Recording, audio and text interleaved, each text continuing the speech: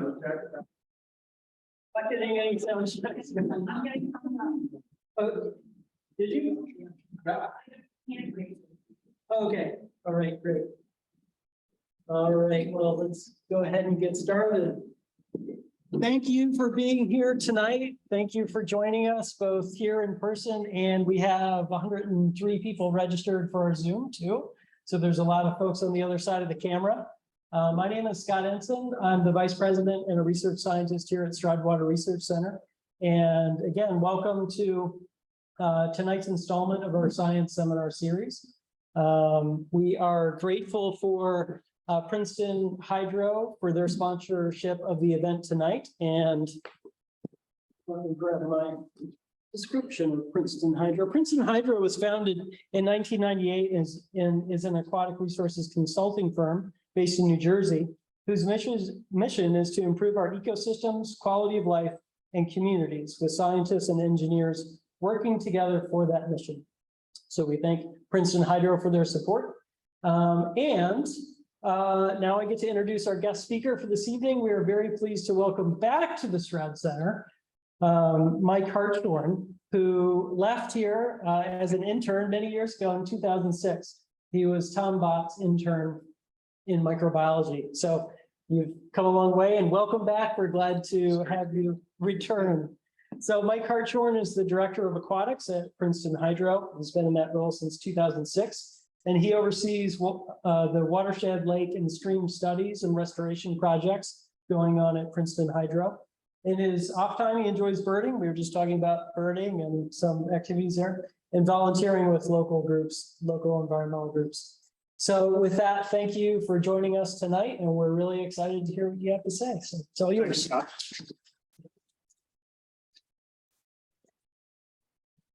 Hey everyone, so like Scott said, I'm super stoked to be back here. I worked with Dr. Bott in 2005 as an intern in college, and my time here at Stroud was really special, and I think really cemented the importance of this type of work, freshwater research and outreach, and trying to preserve what we have and restore degraded ecosystems. We also have Tim Fenchel here, who is the Deputy Executive Director of Schuylkill River Greenway, and he was really integral in launching this project and bringing all the partners together.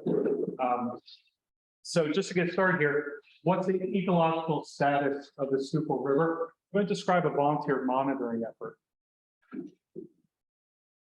And the project partners, again, this is a grant-funded project from William Penn Foundation, spearheaded by the Schuylkill River Greenways. And Princeton Hydro was brought in to help conduct the project with the partners Burke's Nature, Bartram's Garden, and the Schuylkill Center for Environmental Education. Stroud Water Research provided a very important component of this project in terms of technical consulting, technical assistance, providing equipment, providing field technical support with Dave and Rachel with some of the Enviro DIY units, troubleshooting. We could not have pulled this off without Stroud. They were just awesome. And just to orient ourselves to where the project was, we're focused on the main stem of the Schuylkill River from Burke's Nature, which is in the upstream portion, downstream to Bartram's Garden in Philadelphia. And to provide some context about the river and about how it relates to our project, just some brief history, very brief history of the Schuylkill River. Prior to the 1800s, when the indigenous folks were along the river, 1600s and so forth, all of this land was, mostly forested. The river was a vibrant natural resource. It was utilized for sustenance and for life, for folks that lived by it or migrated, along the corridor. Moving into the 1700s and the 1800s, the river became a working river, and is a really important component of a lot of that industry, including transport of coal, from upstream portions down to Philadelphia, water being utilized at paper mills, just ship transport and so forth. So you can certainly see how what was once a natural watershed and landscape quickly became a landscape developed by man, showing a lot of that infrastructure. And it has a history of pollution. Here's two photos here of tributaries to the river along meatpacking plants, and you can just see how it deteriorated and imperiled, these waterways were at that time. By about the mid-1950s, 1947, really the tide started to turn a bit towards how the river was viewed and how we worked with the river. And a desilting project was implemented by the Army Corps of Engineers.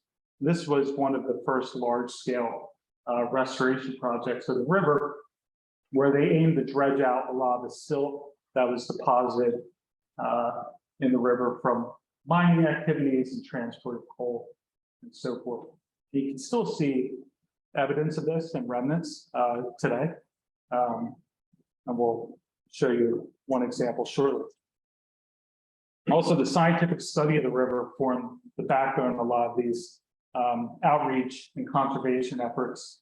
Dr. Ruth Patrick, of course, here sampling the Conestoga Creek, a tributary of the waterway, and Stroud Water Research, your 10-year study in 1996 to 2007, where Stroud collected macroinvertebrate data and utilized that to evaluate the quality and the health of the streams, that feed the river and the main stem as well.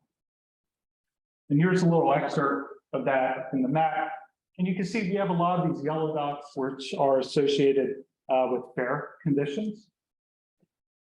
We have a lot of blue dots, which are good conditions, but we also have red dots, which are showing impairment to some degree. And so a lot of this, tide turning and how the river is viewed, starting to think about restoration, utilizing the scientific study and that data to inform restoration efforts, kind of bring us to where we are today. There's a lot of ongoing restoration and green space initiatives. Tim's group is certainly involved in numerous projects of that nature, one of which local to me in Phoenixville, where I live, is the Black Rock Sanctuary. This plot of land along the river has historical desilting basins, and you can still see the topology of those basins and so forth. And they're being restored and trying to be brought back by planted with river birch and so forth, a lot of native plants. There's trails for folks to visit this area and enjoy the natural features. There's a lot of green stormwater infrastructure to manage the stormwater on site, but also to educate and serve as an example for folks that are visiting so they can take those lessons back to their neighborhoods.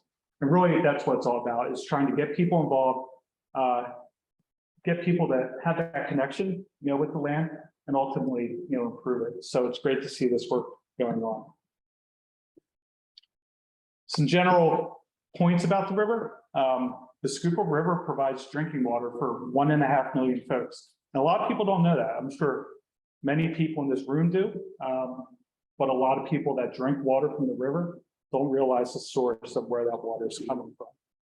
That's a very important fishery, including the species of the American shad, a species that folks are working hard to restore the migratory pathways of this fish. It goes in the ocean and it returns to the freshwaters. And historically, its migratory routes have been blocked off by dams and so forth. So there's a lot of work with fish ladders and dam removals and so forth to help this species. It's also a very popular recreational area in our region. I'm sure many folks know the Boathouse Row and the Dadvale Regatta. It's also a very popular kayaking and fishing resource for folks that enjoy the outdoors in this area. So with a brief history and a brief background, I want to discuss again to the meat of the project. This is the Partners Water Quality Project, and provide some background. Again, this was initiated by the Schuylkill River Greenways, and one of their core missions as a group is to connect residents and communities to the Schuylkill River and encourage them to engage and interact with the river. But there's a problem. There's a consistent impediment to drawing folks to the river. They have an outdated notion that the river's polluted, dirty, unpleasant, potentially unsafe, harmful. And this is even shown in a t-shirt that's currently being sold by a local Philly outfitter. The Schuylkill River mermaid, which is a less than attractive portrayal of the mermaid that would be in the Schuylkill River. So there's certainly, this this notion from folks that the river's really dirty and we shouldn't even walk by it, we shouldn't kayak in it, like it's useless. But that's a problem for engagement. So that's for this project, and the focus of this project is really 3 parts. So number 1, we want to understand the community concerns, reach out to the stakeholders, ask them, what are these river water quality problems that you perceive and how does it impact your use of the river? And from that information, we want to develop and implement a monitoring program to collect data to hopefully relay to the stakeholders, and maybe that supports their position. Maybe it changes their mind, but let's rely on the information we have to provide accurate and objective info. So the first section, I found this to be really interesting and a really fun part of the project, was understanding the public perception of the river. And this was stakeholder outreach and subsequent analysis. And our group, SRG, the partners, we engaged with a firm called OpinionWorks to develop a community survey. And we really worked hard to kind of really think about what questions were in this survey. We really wanted to get to the core of people's understanding how they felt about the river, at this deep level. So we distributed that to numerous residents, and we chose the counties that are adjacent to the river: Berks, Chester, Montgomery, and Philadelphia. We had a really good response. We had 300 respondents. All that data was tabulated by OpinionWorks, statistically analyzed, and they did really great work. And there's a lot of detailed info. But they also distilled it into some of these simple bar charts. And one of these statements that I found to be most telling and really helped drive kind of like the focus of this project was, how strongly do you agree with the statement, "I care a lot about the Schuylkill River"? Do people care? Do people even realize it's there? Are they totally written it off? Or do they have some level of commitment to it? We found quite a few people were neutral, but also quite a few people strongly agree that they do care about the river. So there is some buy-in at a certain level. So we may be able to get those folks here and help conserve the resource. So we also asked them, how often do you do any of these activities along the Schuylkill River? And there's a suite of activities ranging from ones that are pretty low on the contact scale: walking or hiking, bird watching, wildlife watching, along the banks, along the trail system, all the way up to pretty heavily invested contact type of activities: swimming in the river, fishing and eating those fish in the river, religious ceremony associated with the water. And what we found is really, the bulk of the use from this response was, kind of that walking and hiking, wildlife viewing, photography, things of that nature. Whereas there was much less participation in swimming and fishing and eating the fish and so forth. And that probably relates to their concern of the river being dirty or perceived to be dirty. So then moving forward, which of these factors, if any, prevent you from using the Schuylkill River more often for recreation? Overwhelmingly, folks had this just general idea that the water is dirty or contaminated, not enough free time, which I guess is a challenge for a lot of folks, me included. And then also thinking the river's unsafe. So there's just generally, I don't feel safe in the river or near it. And that's really important information. I mean, we have people that care about the river. People do use the river, but they feel it's dirty or contaminated. So how can we tap into that and reach out to those stakeholders? So next we asked them, so if you feel like it's dirty or contaminated, what do you think is causing that contamination? I mean, we know historically it was industrial pollution. You still feel it's dirty. What do you feel like is causing those conditions? Number one, overwhelmingly, was trash and litter. And that makes sense. I mean, that's a very visible impairment to a waterway and can certainly turn people off. No one wants to necessarily kayak in a river and be dodging, you know, tires and plastic cups and things like that. But also the general sense that there's chemicals or toxins in the river or bacteria like E. coli. So from that information, we want to say, what could we do with our partner groups, you know, as like volunteer semi-lay people to monitor the water quality and relay that data back to the stakeholders. And we really chose two main components. We looked to monitor water quality and we looked to monitor trash. And for sampling, we wanted to, you know, bacteria was certainly a focus. So we sampled for E. coli and we wanted to understand the densities of E. coli under base flow and storm flow conditions, and also spatially between the partner sites, you know, Burke's Nature, up gradient, down to Bartram's Garden, down gradient. The river is very diverse in its topology, you know, runs through three physiographic areas. You know, has a lot of different land use types. You know, Bartram's Garden is a very urbanized land use area with a lot of combined sewer overflows and so forth. You know, while going up gradient, Burke's Nature is a little more rural, you know, has a little more forest cover and so forth. And we also wanted to survey trash accumulations. And the trash survey was really designed to be conducted by anyone. Anyone that's walking along the river can do this survey, and we'll get into that. Whereas sampling for the bacteria and the other water quality parameters were conducted by the partner groups who were trained and had some background in this type of work. So again, the sampling was conducted by Burke's Nature, Schuylkill River Greenways, the Schuylkill Center for Environmental Education, and Bartram's Garden. And all of those groups were awesome. I mean, working with volunteer groups, they were really involved. They always showed up. They brought great ideas. You know, they were huge assets to this project. And technical support, just guidance, was provided by Princeton Hydro and Stroud. But really, these four groups, you know, got the info and ran with it. And we monitored over base flow and storm flow conditions for E. coli. And we also collected in situ data, temperature, DO, and so forth, using the Stroud water quality meters, the Enviro DIY meters. Prior to sampling, we developed a water quality monitoring plan.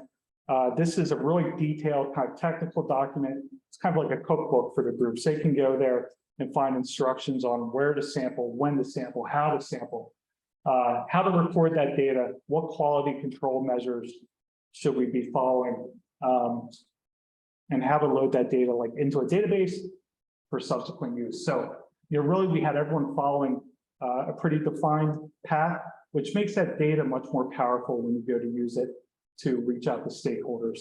You know, it's collected appropriately. Again, the monitoring stations were these red dots. These were where the Mayfly Enviro DIY units were installed, and also where the bacteria samples were collected along the main stem there. But just for context, it's really cool to see all the blue dots, which are the pre-existing loggers that Stroud has deployed throughout the region. This is what the loggers look like. They measure temperature, dissolved oxygen, specific conductance, and turbidity. And basically, you have a group of sondes that are mounted in the water by cables, go up to this Pelican case, which has a cellular transponder, beams that data up to the Monitor My Watershed website. And you have a little solar unit to provide power and backup battery and so forth. So really cool setup here developed by Stroud. And for folks not familiar with it, this is kind of what it looks like, you know, on the computer end. this data is beamed up, up to this website, and you can save your favorite stations here or the floor of interest here, and see, the current status. Are we perhaps low on battery, and we need to go service the station, or are they running up to speed and so forth? And you can pull a lot of cool data. The data is logged on routine intervals here, and you can pull big data sets and look at time series or download the data as CSVs or Excel sheets and so forth. So just to quickly get into some of the water quality data we collected. Temperature, of course, controls the rate of a lot of biological chemical reactions in fresh water. An important attribute of temperature is higher temperatures reduce solubility of gases like oxygen. So if you have really thermally impaired water, it has less capacity to hold oxygen, which of course is critical to fish and other wildlife. And high temperatures can stress sensitive species such as trout and so forth. We can see increases in temperature with reduction in riparian area and also increased impervious areas in the watershed. And here, we collected tens of thousands of data points for temperature, and just distilling that into some simple descriptive statistics provides information for those four partner groups. Simple things like mean, median, and the quartiles of temperature here in degrees C. And then, the mean was typically from 13 to 15 degrees C. But you can take that data and kind of partition it down against certain other parameters to really understand how those waterways fit for ecological indicators and also kind of like state level thresholds. In Pennsylvania, there's state temperature designations through Chapter 93. Many of you may be familiar with the designated uses of stream. They can range anywhere from the high quality, exceptional value, really stringent water quality protections to the warm water fishery here. And you see you have quite a mixture throughout the watershed. But the main stem here is primarily a warm water fishery. And this data is available, and we'll get to this at the end, from the ARC story map. That was one of the really cool deliverables of this project. And going back to some of the factors that can influence temperature and how to relay those to folks when we're doing outreach. Here's a GIS coverage of the impervious cover along the project area. Simple heat map where the darker red areas mean there's more pavement, more roof cover, and things of that nature. And you can see how it's really dense, of course, around Philadelphia and the urban areas, even up through Norristown and Reading.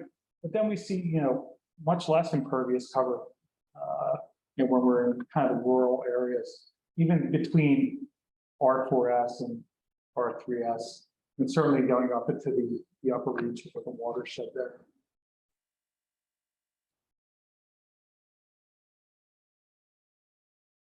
We also measured, dissolved oxygen, critical for all the organisms in the stream. And low dissolved oxygen can occur from, historically high levels of industrial pollution, certainly now non-point source pollution, sediment runoff from agricultural areas, nutrient pollution that leads to elevated algae growth and plant growth. That when it dies off, it can take up oxygen and draw it out of the water column. So there's certainly standards for oxygen depending on the stream designation and the time of year, but for a general level here, think of 5 milligrams per liter. We want to have, at least for that warm water fishery, levels above 5. And good to see with our data, a lot of those oxygen concentrations were really ample. So certainly a positive sign in terms of water quality. I would certainly think in the industrial areas when the river caught on fire and so forth, there's more than likely much less DO in that water. Measure things like conductivity. This is a measure that it's a measure of the ability of water to pass an electrical current, and it can change when you introduce salts and so forth. So, if you were to have an area that's conducting a lot of salt application in the winter, you see acute spikes in specific conductivity. So again, really important baseline data, and these loggers are still deployed out there collecting information. But we provided, again, kind of simple descriptive stats, the mean, median, and the quartiles. And we range from 318 to 436 microsiemens per centimeter, with the highest reading there at the Schuylkill Center of Environmental Ed. And all those readings are generally in a good range for this mean stem of the river. But I think a lot of the meat of the data goes into when you really look into where are the spikes and when are they occurring, and how do we relay that data to the local municipalities to maybe get them to use less salt or utilize alternative de-icers and things like that. That's where a lot of the power of this information comes.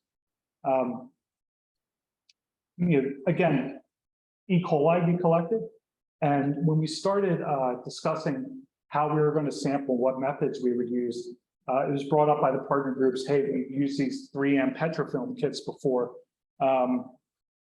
We're comfortable with them, but we don't really know how good they work. So we don't know if they're really accurate, but we've used them a lot and we know how to use them.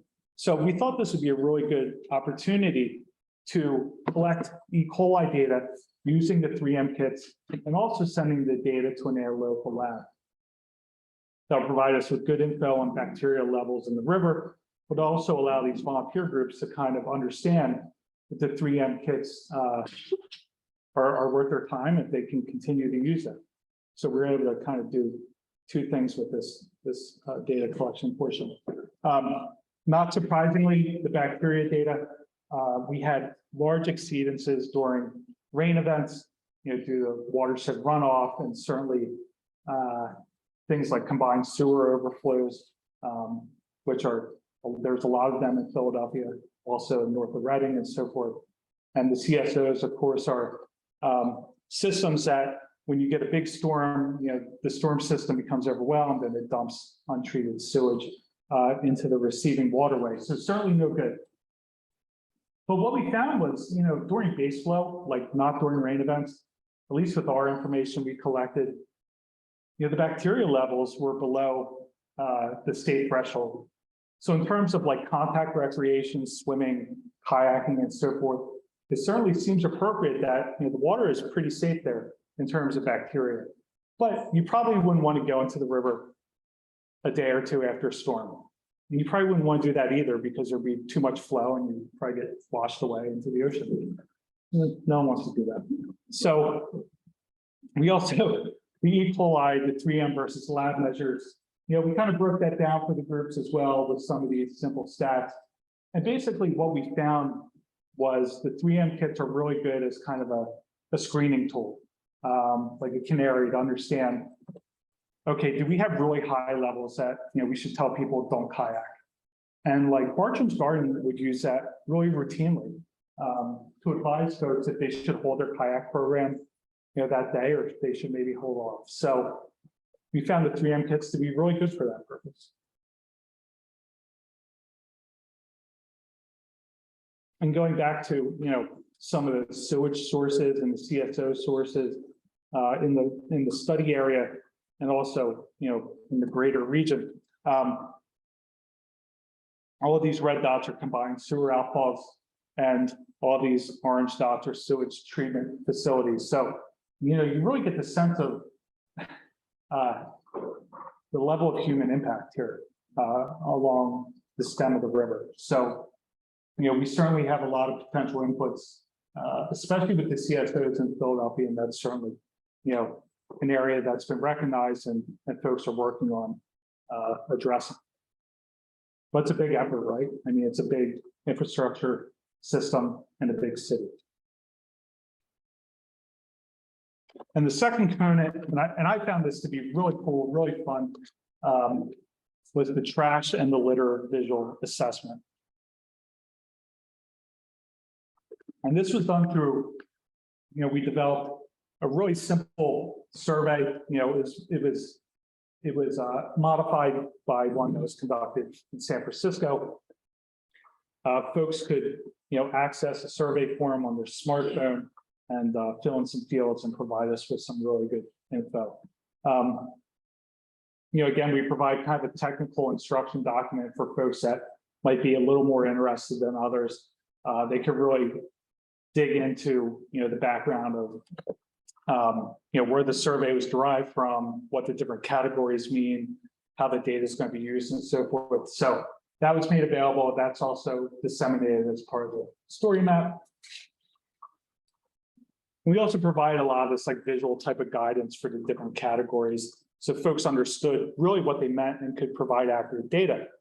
Because again, this is going out to anyone that would participate. This was publicized heavily on social media, but we wanted to get a lot of data points, covering that large area, that large extent of the river. So we provided graphics like floatables. What does that mean? 10 to 50 pieces. Types of trash that provide impacts to human health. This example, ponded water from mosquito production, toxic substances, and so forth. And looking at this, again, all this data was collected by regular folks. It was inputted on their smartphone in the survey program, and the output of this showed, the average score. So, taking into account 10, 11 different categories, we definitely had a lot of actually green dots showing optimal conditions. Now, a lot of those dots were kind of biased into the Valley Forge, Phoenixville area. And there's also, more upgraded, but we did have, less data points down in Philadelphia. But the points that we did have were generally poorer condition. There was generally more trash there. And whether that is from flowing from downstream or, more acute inputs, it's something we're working to figure out and to share this data with, the city and so forth, so they can use it. And there's other, components here, like the number of pieces of trash and so forth. We also looked at categories of, if there was illegal dumping or if it's just like littering and so forth. So really try to understand some of these hot spots where there is trash, so we can relay this info to policymakers, regulators, city officials, and they can come up with solutions to help address the trash input problem. Because remember, that was really one of the core concerns of the stakeholders. So if we can show them, there's certainly areas that are in really good condition. There's areas that are challenged, but we're sharing this data, we're addressing them, hopefully get additional buy-in there. The overall results that we're seeing is, the river has markedly improved over the past 80 years, and certainly since the industrial portions. It's a vibrant corridor, has a lot of great opportunities for recreation, but there are challenges. I mean, it's a river constrained by development, especially in Philadelphia. There are combined sewer overflows. We have big stormwater issues, like many of the waterways are facing. But it's a great river. It's a river that can be used for recreation, and folks should enjoy it. And then ultimately, there's kind of two levels of deliverables here. There's a technical output. There's a water quality sampling and trash sampling plan for folks that want to get into the nuts and bolts. There's a technical report that really looks at the water quality in detail. Of course, there's the data files from the Enviro DIY units that are available via Monitor My Watershed that anyone can dig into, pour over, analyze. It's all available. It's all open. And then we also developed, which I thought was really cool, this interactive, layperson-friendly output, an ArcGIS story map. And here is the link to it here for folks that want to look at it later. And here's kind of like the front page. But really what this does is it combines all of the information into one easy to navigate source that's interactive, that's open to the public, and to get people involved. And hopefully, if we have time, we can kind of poke around on that a little bit. And finally, like, all of this data is great. Stakeholder outreach is great, but get involved. So we have a lot of good groups here to get involved, to get out, help do cleanups, help do outreach, help do restoration projects, help plant riparian buffers. I mean, this stuff depends on all of us to get done. And there's a lot of great resources to do it. SRG has a really cool volunteer portal. You can access that link and get involved with their volunteer groups. Berks Nature has an ambassador program, and there's things like the Schuylkill Scrub where you can get out and get involved and clean up the river. Clean Sweep is a really cool program as well, where you can keep track of the amount of litter you're removing and kind of document that cleanup over time. So some really great resources. It's kind of a broad overview. So I'm happy to take any questions that folks may have. And if we want to, we could poke around the story map, or folks could do that on their own. But thank you for having me tonight, and for your interest in this project.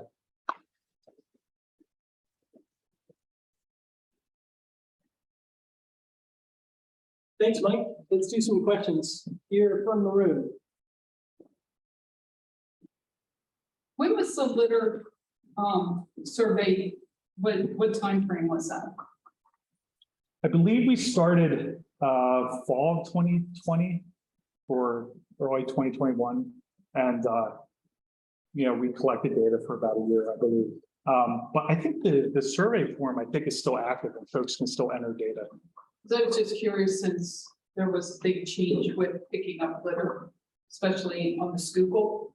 So I'm sure a lot ended up in the river that prior to that time may not have. So hopefully we're going back in the direction of the litter being picked up.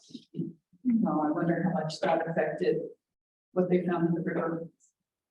Yeah, and the really cool thing is, you can partition the data at different timeframes and kind of like look at that change, especially if you have people like monitoring the same site over time. So I'm going to throw in one from online before we go back to the room. So here's a question from David. He asks, at the PESR4S sampling site, is the lower DO values and higher conductivity values indicate a point source of pollution in this region? The PES4, which station is that? I'll have to look. PESR4S. PESR4S. I don't have them memorized. Related to the names.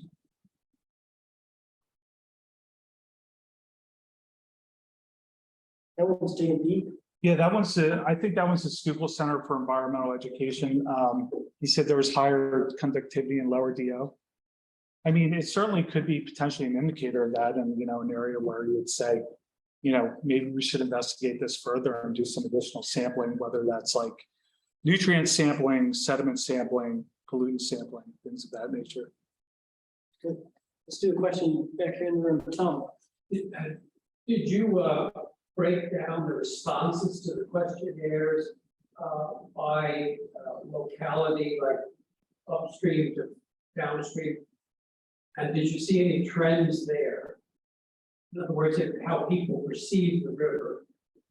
Yeah, OpinionWorks did break that down by locality and by a lot of other demographics, age. I'm not sure if income was included or not. I'd have to go back and look through that, Tom, to give you the best answer, but we do have all that information that it's broken down. Okay, I'm going to go back to one online. Heather asks, what's happening between the Schuylkill Center and Bartram's Garden? I'm surprised that it looks like several of these measures look better at the downstream site. One thing that could potentially influence that, Bartram's Garden, unlike the other three stations, is tidally influenced. So, it certainly has like a different flushing regime than the three upstream stations. So that may, influence that difference. Back to the room. How unbiased would all the coli come from? That's a good question. And we didn't source the E. coli. So all we measured is how much was in the water. What we didn't do is, there's work that's being conducted to try to microbially track the sources of DNA. And I've done that or worked with that in a limited capacity, but our data doesn't show exactly where it's coming from. We can do correlations potentially with locations of CSOs or agricultural areas, but we don't in this study have that info. let's go to the. Yeah, question. Yeah, I was just wondering, did you use a data set from the EPA or some state agency to compare before and after? We did not, no. There's another comment / question here coming in online. Any discussion of using historical information to promote the value of the river, such as underground streams, historical users, etc.? I mean, there was a lot of talk, to that question potentially, and to your question about comparing the data set to historical data and like evaluating changes. I think that's really important. We weren't able to dive into that as part of this project, but hopefully someone can take that data and do that analysis. I think telling the story of the change in water quality over time is a big part of this and can be progressed in the future. Yeah. So I think that covers everybody online that I've seen. Any other questions from the room? Who started that 8 years ago? They said 8 years ago, they started to study these waters. Oh, 80 years ago? 80.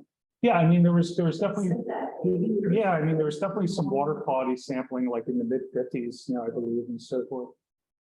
Well, the mid-50s wasn't 8 years ago. One of the mid-50s. Well, you're right, it's not exactly 80 years ago.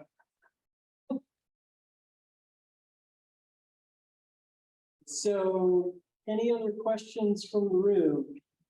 Just a general inquiry. So you're really finding more fish oil coming back in the Schuylkill Basin, is that more upstream? Or scaling compared with that? I mean, we do have the survey data that shows the amount of people that fish, and we do have that broken down by location. I don't know the answer off the top of my head, but we do have that like really detailed survey info that you probably tease that out. More folks are fishing up gradient versus down. So they keep tabs on all those people with amounts of waves and fish, and I'm just curious as to whether or not anybody's running in the waters and checking those things, because that's part of what you all do with the research is something's out there, talking to the fishermen. Yeah, I mean, I know. What do you see in the water, or what are you pulling up, because all those things.